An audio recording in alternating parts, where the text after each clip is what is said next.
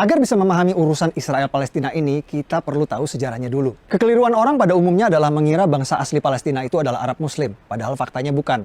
Palestina berasal dari kata Filistin, dan berdasarkan keterangan yang saya dapat di Museum Filistin di sini, bangsa Palestina berasal dari Pulau Kreta di Kepulauan Yunani. Mereka berlayar dari Pulau Kreta Yunani dan menetap di tanah yang kita kenal sekarang dengan nama Palestina. Jadi bangsa Palestina aslinya bukan Arab Muslim, tapi orang Yunani kuno. Waktu bangsa Filistin kesini dari Yunani, daerah ini dulu belum bernama Palestina. Daerah ini dulu masih bernama Kanaan atau Tanah Kanaan. Apakah waktu itu sudah ada bangsa Arab dan Yahudi di sini? Jawabannya belum. Bani Israel atau bangsa Yahudi baru datang ke tanah Palestina setelah Nabi Musa meminta kepada Fir'aun Raja Mesir untuk membebaskan mereka dari perbudakan. Setelah terbebas dari Fir'aun, Nabi Musa membawa Bani Israel atau bangsa Yahudi ke tanah yang dijanjikan. Itulah tanah yang kita kenal sekarang dengan nama Palestina.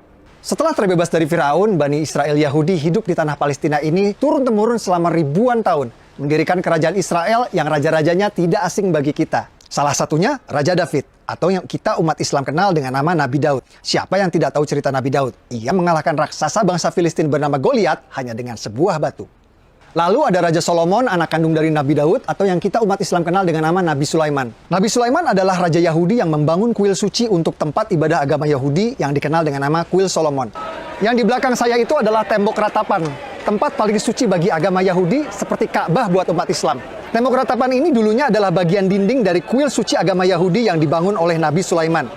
Kuil bertahan 600 tahun sampai ia dihancurkan oleh bangsa Romawi pada tahun 70 Masehi. Lalu karena benci pada bangsa Yahudi, Kaisar Romawi Hadrian merubah nama Israel menjadi Palestina. Nama yang bertahan sampai hari ini.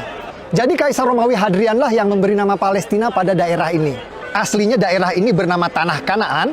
Lalu Bani Israel Yahudi datang, namanya berubah menjadi Israel. Kemudian oleh Kaisar Romawi Hadrian, nama Israel diganti menjadi Palestina. Jadi faktanya bangsa Yahudi memang sudah ada di tanah Palestina ribuan tahun sebelum Arab dan Islam masuk ke tanah Palestina. Inilah yang dijadikan landasan prinsip bangsa Yahudi sekarang ngotot mempertahankan negara Israel ini. Lalu kapan Arab dan Islam masuk ke tanah Palestina?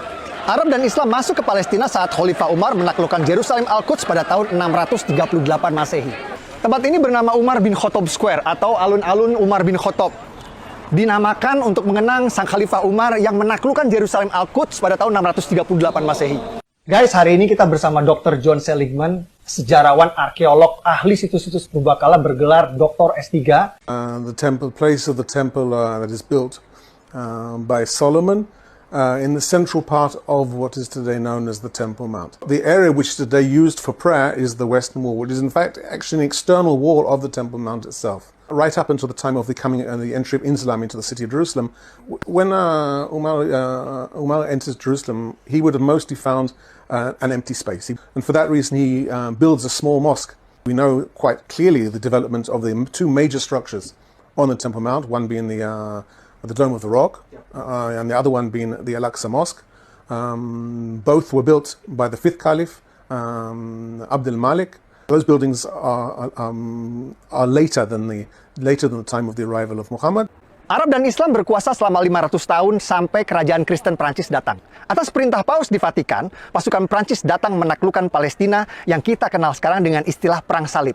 Raja Kristen Prancis mendirikan kerajaan Yerusalem dan berkuasa di Palestina selama 100 tahun sampai akhirnya dikalahkan. Setelah 100 tahun, akhirnya Prancis menyerah pada pasukan Raja Salahuddin Ayyubi yang berhasil merebut Palestina kembali ke tangan Islam.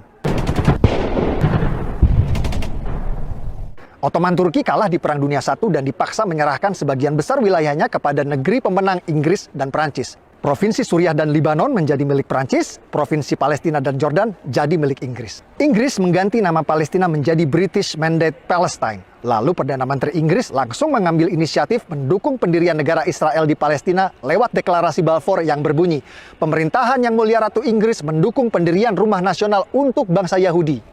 Pada tahun 1947, Perserikatan Bangsa-Bangsa PBB menerbitkan resolusi pendirian dua negara di Palestina, negara Yahudi dan negara Arab. Warga Yahudi langsung menerima tawaran ini dan mendirikan negara Republik Israel.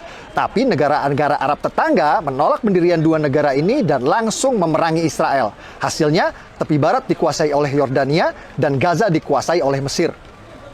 Jadi yang menggagalkan berdirinya negara Palestina itu bukan Israel, tapi Yordania yang menjajah tepi barat dan Mesir yang menjajah Gaza. Bahkan selama bertahun-tahun, Yordania dan Mesir menolak mengakui kedaulatan Palestina di tepi barat dan Gaza dan menganggap dua daerah tersebut menjadi bagian dari negara mereka. Ini fakta. Negara-negara Arab terus menolak pendirian negara Palestina inisiatif dari PBB. Dan pada tahun 1967 kembali menyerang Israel di Perang 6 Hari yang dimenangkan oleh Israel. Kekalahan ini malah membuat tepi barat dan Gaza kini dikuasai penuh oleh Israel.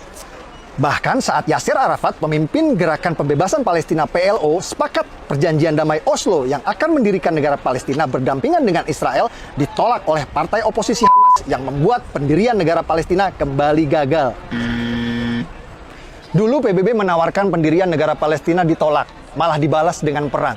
Lalu Amerika menawarkan pendirian negara Palestina kembali ditolak. Sepertinya perdamaian memang sulit tercapai di sini karena setiap ada upaya menuju perdamaian selalu ada pihak-pihak yang berusaha untuk menggagalkannya.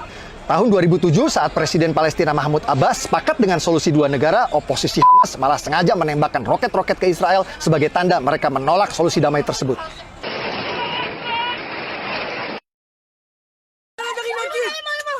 Fakta-fakta yang saya sajikan di video ini adalah hasil investigasi langsung di TKP. Banyak narasumber yang tidak mau tampil dalam video karena alasan keamanan. Saya berharap video ini bisa memberikan penjelasan, membantu menjelaskan bahwa apa yang terjadi di sini bukan seperti yang kita dengar selama ini. Peduli Palestina adalah masalah kemanusiaan. Betul, saya setuju. Tapi jika Anda peduli tanpa tahu fakta, hanya akan membuat Anda mudah dibodohi oleh penipu maling donasi seperti ACT yang sering memutarbalikkan fakta agar uang keluar dari dompet Anda. Kalau menurut Anda video ini bermanfaat, share link video ini di grup WhatsApp Anda. Dengan saya Permadi, dari kota Purbakala, Yerusalem, Al-Quds. Assalamualaikum warahmatullahi wabarakatuh.